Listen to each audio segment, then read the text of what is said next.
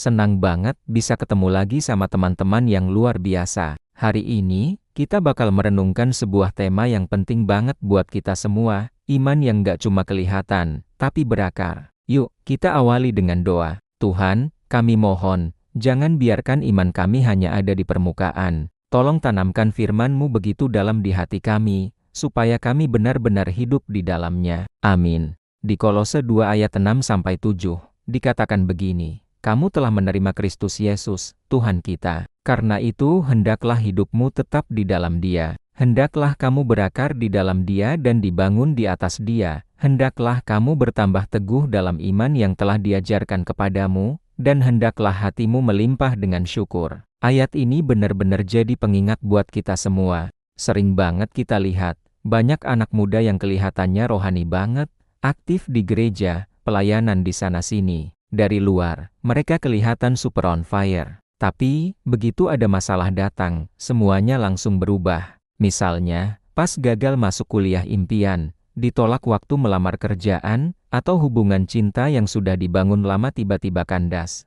Mereka langsung drop, kecewa sama Tuhan, bahkan ada yang sampai ninggalin iman. Kenapa bisa begitu ya? Nah, ini masalahnya. Imannya cuma kelihatan di luar, tapi akarnya nggak kuat di dalam. Coba deh kita pikirin soal akar. Akar itu bagian pohon yang nggak pernah kelihatan, tersembunyi di dalam tanah. Tapi, justru akar inilah bagian yang paling penting. Akar yang mencari nutrisi, menyerap air, dan yang paling utama, menopang seluruh pohon supaya nggak tumbang. Sama seperti iman kita, yang bikin iman kita tahan banting itu bukan aktivitas gereja yang kelihatan, tapi hubungan pribadi kita sama Tuhan yang nggak dilihat orang lain. Momen-momen saat kita berdoa sendirian, waktu kita baca firman dan merenungkannya, saat kita jujur dan terbuka sepenuhnya sama Tuhan soal perasaan kita, itulah yang membangun akar iman yang kuat.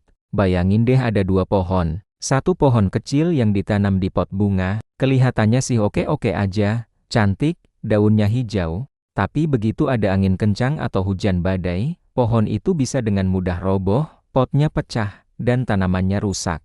Sekarang, bayangkan pohon beringin yang besar dan rindang. Badai sehebat apapun gak akan bisa menumbangkannya. Kenapa? Karena akarnya menjalar begitu dalam dan kuat di dalam tanah. Nah, kita mau jadi pohon yang mana? Tentu kita mau jadi seperti pohon besar yang kokoh, kan? Itulah gambaran iman yang berakar kuat di dalam Kristus. Jadi, pertanyaannya sekarang, gimana cara membangun akar yang dalam itu? Kuncinya adalah membangun hubungan pribadi yang nyata dengan Tuhan, bukan cuma sekadar menjalankan rutinitas rohani. Mungkin kita rajin ke gereja setiap minggu, ikut persekutuan doa, tapi kalau itu semua cuma formalitas, iman kita nggak akan bertumbuh ke dalam. Aku mau kasih tantangan kecil buat kita semua. Yuk, mulai hari ini. Coba deh sisihkan waktu minimal 10 menit setiap hari buat saat teduh. Gak perlu lama-lama, yang penting konsisten. Dalam waktu 10 menit itu, coba baca 1 atau 2 ayat Alkitab, renungkan, dan yang paling penting, jujurlah sama Tuhan. Ceritain semua isi hatimu, apa yang kamu rasakan, apa yang kamu takutkan, apa yang kamu syukuri. Jangan cuma mengandalkan ibadah hari Minggu untuk mengisi bahan bakar rohani kita. Tuhan itu rindu punya hubungan yang dekat dengan kita setiap hari, bukan sekadar ketemu secara formal seminggu sekali. Ingat selalu ya, akar iman yang dalam bikin hidup nggak gampang tumbang. Saat fondasi kita kuat di dalam Kristus, masalah apapun yang datang nggak akan bisa merobohkan kita. Mungkin kita akan goyah sesaat, tapi kita nggak akan tumbang.